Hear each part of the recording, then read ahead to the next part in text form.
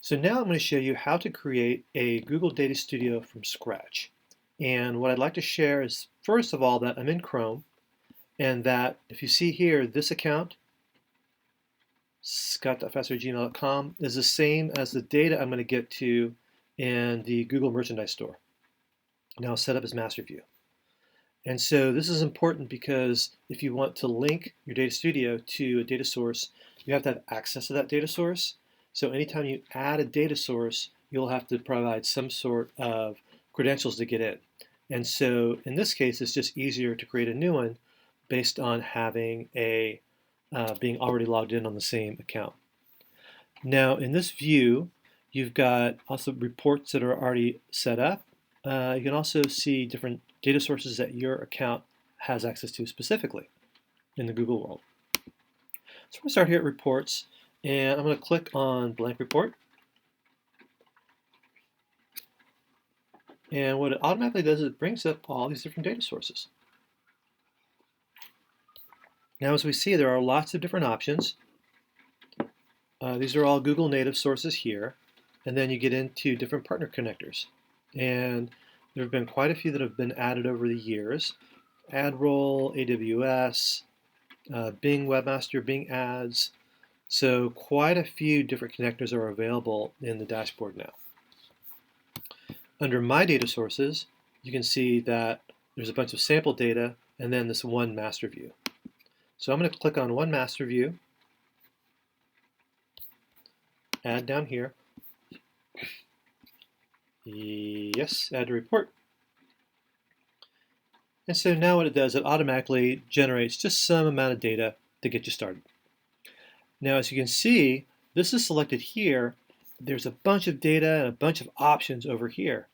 So as we start to think about how Data Studio is laid out, you're going to have new widgets, theme options, things like that up here, and then details about those particular report elements or widgets over here. So I don't want this right now, so I'm going to go ahead and click on this and delete. And what it defaults to is giving me different themes or layouts. So I'm going to go ahead and choose kind of a fun thing. I'll just choose Harvest. And the first thing I'm going to do is drop in a text box. So we're going to label our report. And it's a pretty easy, simple widget for this. So PCE session 3 assignment Google Merchandise Store. So as you can see, I've got this selected, but I've got options over here. I can center it. I can make it larger. I can change the font.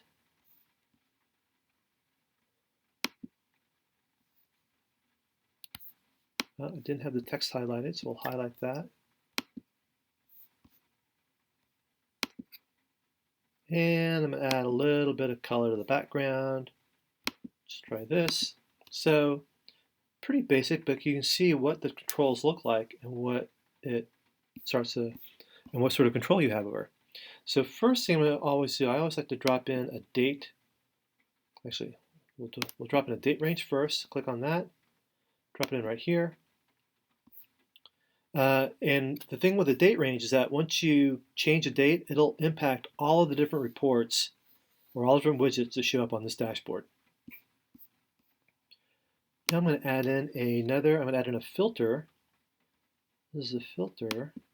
And the filter defaults to medium, but I actually want this to be a different dimension. So in our conversation that I just shared, we've got dimensions and metrics. And so instead of medium, I actually want this to be device category. Device category, and now I will add in one more filter. Put this here, and we will leave this one at medium.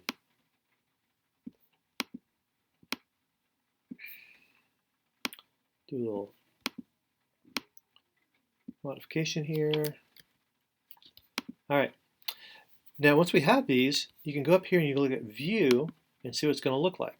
So you're going to toggle back and forth between editing and viewing in this little guy right here.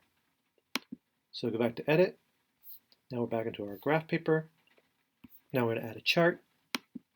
So we have lots of different options: table, scorecard, time series, bar, pivot tables, tree maps. So lots of different options in terms of what the visual is. So we're going to start with some basics, just time series. And I'm going to format like this. This gives me sessions by date. Does that line up with what we want to see over here? Yep. Sessions by date. Give us a little more space. Now I'm going to add another chart, also time series.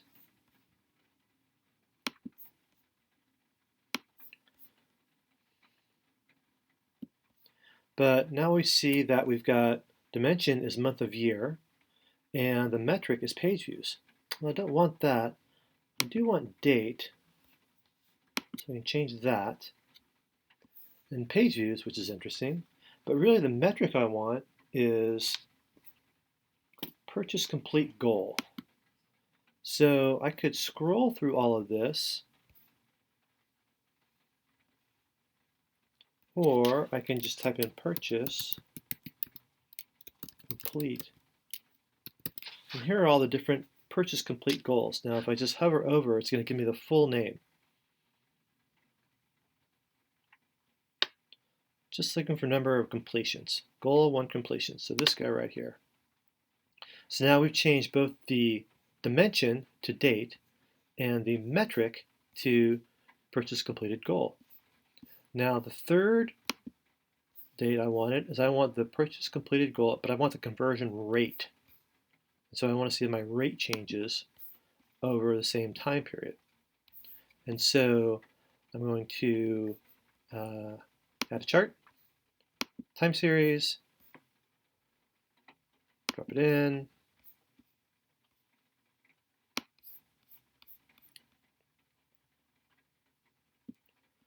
line it up,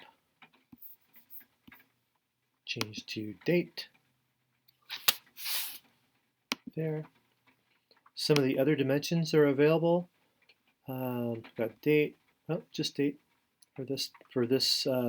So these different fields, these different dimensions and metrics are contextual based on what the other option you have. So these are page views.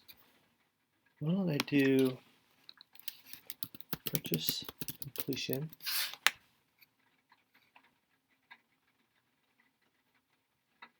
Here's a goal 1 conversion rate. So I'll put that in.